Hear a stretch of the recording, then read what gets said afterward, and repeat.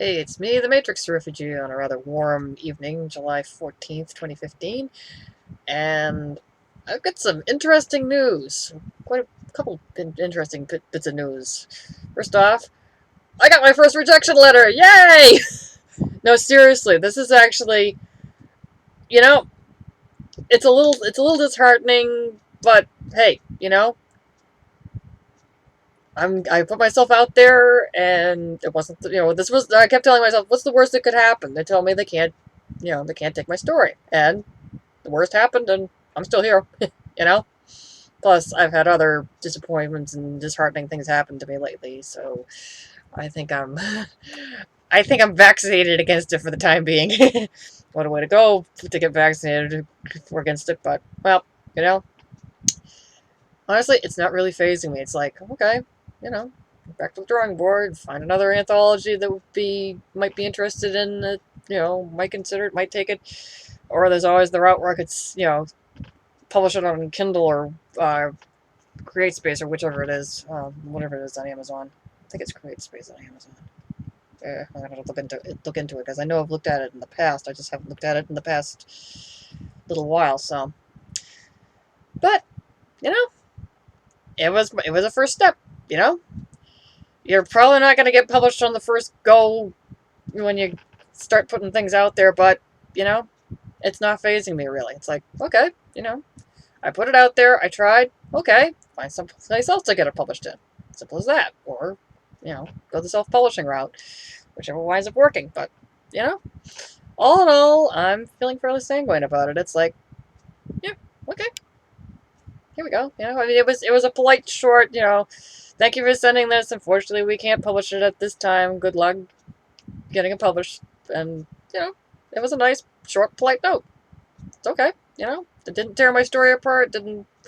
I mean, I'm tempted to say, send them a message in return and say, could you tell me what was wrong with my story so I can fix it? But, you know,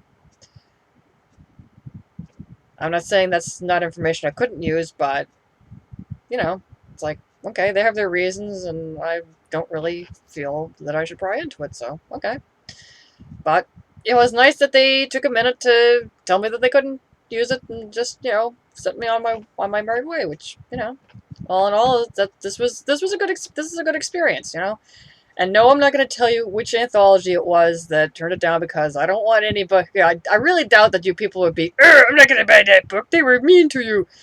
Because they weren't mean to me. So, it's like I don't, you know, I'm not going to, I'm not going to rail against the universe or anything. It's just, just, accept this as a bump and just go on down the road, It's a process, and I'm respecting the process.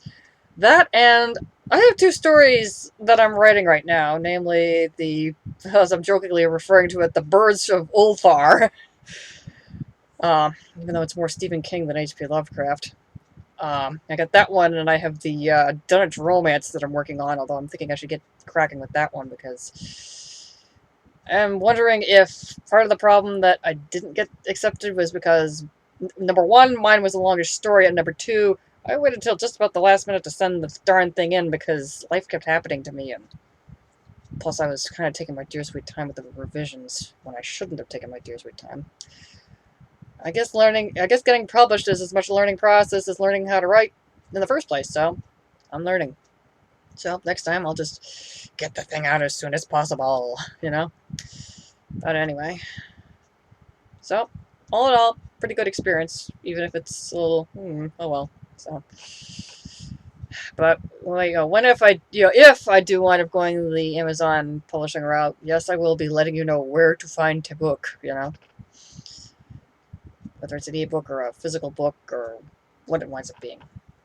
I'll work that out when work that out when I get to it. If I wind up going that route. So that was the big news. The other news is I've been listening to a lot of chatter involving the space probe that's out circling Pluto and taking pictures of it. One of the news stations had one of the scientists involved talking about it and saying, talking about how long it's taking them to stream the images from the probe out to us, or back to us, and he's saying, just think of it as the slowest download of an HD movie. Because apparently it's taking 4 hours to get one picture back. It's like, yikes, okay. But when you think about how far out Pluto is, it's like... And yes, I insist Pluto is a planet. To paraphrase Dr. Seuss in Horton Hears the Who, a planet's a planet no matter how small. Anyway. So...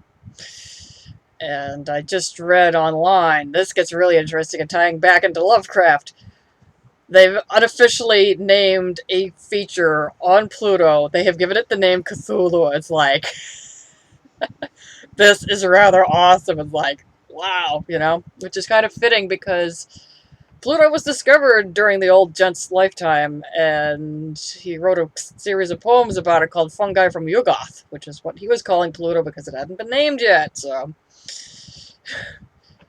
this is, I think it's very fitting, and I hope the name sticks. I'd rather that they named it after some other Lovecraftian beastie. Why not Yog-Sothoth? He doesn't get much love.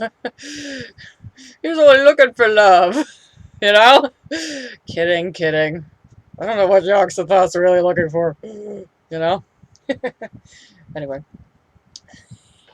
So, very, very exciting times we live in, and, nice to know that there are Lovecraft fans among the scientists who were studying Pluto. So I'm going to keep this short and get this off to you. And no, I'm not going to ask you to keep me in your thoughts and prayers because of my reject letter. Just keep me in your thoughts and prayers on finding another anthology to publish in.